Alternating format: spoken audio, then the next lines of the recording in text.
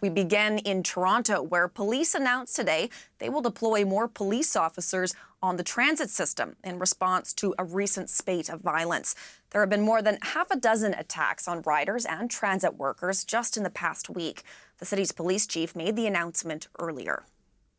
In addition to our existing patrols, effective today, the Toronto Police Service will be increasing our daily presence within the transit system to ensure that people not only are safe, but feel safe as well. CBC's Megan Fitzpatrick is on the story and joins me now live. So, Megan, we also heard from police and transit officials at that news conference. So take us through their plan to try and address the violence on the city's transit system. Well, the Toronto Police Chief is saying they will deploy upwards of 80 officers to patrol the TTC, on the TTC, on subway cars, on streetcars, on buses, on platforms.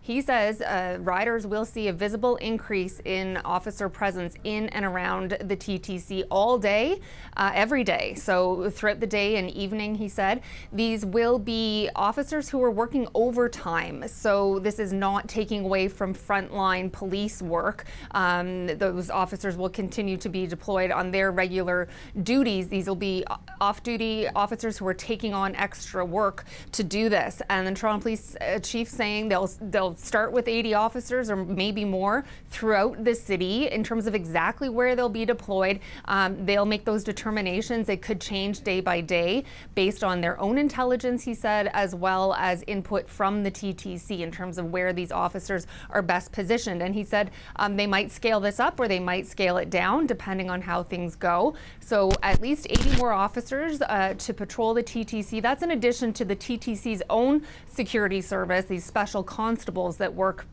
for the TTC, and part of their plan too, Hillary, is to hire more of those. That will take a while though before they're in the system. But the head of the TTC also at that news conference saying they're planning on improving and adding cameras, but they didn't provide many more details beyond that. They're saying today's announcement is an immediate step in response to what's been going on lately, but we also heard calls from several of the speakers there, Hillary, for longer term solutions to get at the root causes of why this violence is happening in the first place. Any reactions so far to this plan, Megan? Well, we did hear from the union that represents transit workers in this city, ATU Local 113, and Marvin Alfred says today's announcement is a good step. It's a good start, but he was among those calling for longer-term solutions as well. We've been hearing from union leaders in recent days, Hillary, saying that their workers are frequently targeted with verbal abuse, sometimes physical assaults as well. Sometimes they report it, sometimes they don't. So there isn't even a clear picture of exactly what these transit workers are facing. But here's a bit more of what Alfred said he knows his members are going through. We've been experiencing attacks of violence, but these attacks are not just causing physical harm. There's a psychological impact. We know that a bone can heal in 6 weeks, 2 months, but the psychological impact can be much longer. We want that to be respected. We're human beings, and we're suffering when we're trying to provide the safe, dependable transit for Toronto. We want to be able to be respected, that we're here as the eyes and the ears of the city, and we're trying to help people in every aspect of life. We're the first responders whenever something's going on in transit, and we want people to know that we're here to help.